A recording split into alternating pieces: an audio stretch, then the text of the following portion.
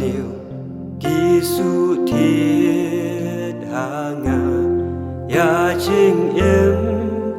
ban bên bạc la ha ching tlot bun sin ngala persyang dur ublay ngan ken mau ken dia ong syarai kisah hakalengo na ublay ngalaj ngaino ngalaj rot kame at kamen sim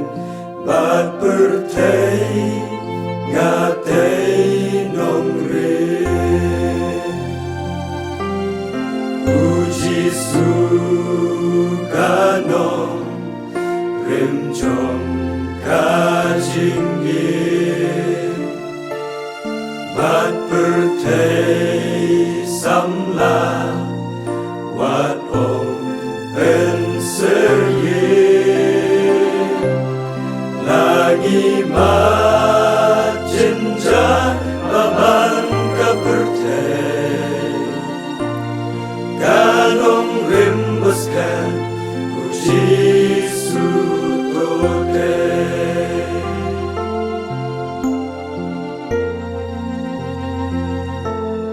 kamanga kasyong hakidodu wachiying ngisdang yatu manpenrit yala dingin om kwa kajong nga kadai banla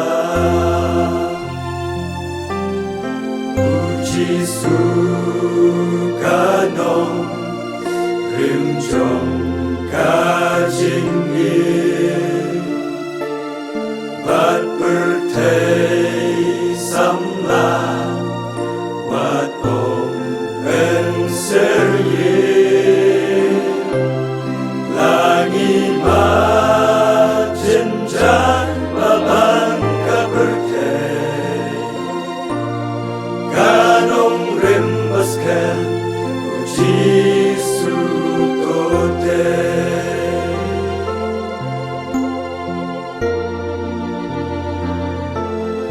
net nis ngau kapu haga pertay men sim jot ki syong ying pe ha utrai kumno ngan ai juba ei kupa tim la yara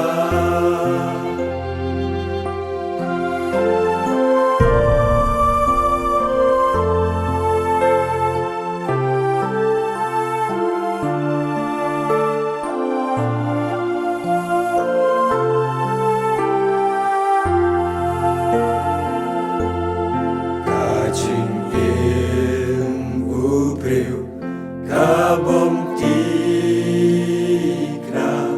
shen jing ya kan rong ya nga man kasni shibun nen sim la shim aha ei ni tei nong rin uji sukanong rim chong kajingin bat pertay samla wat om ben seryin langi mat jenja baban kapertay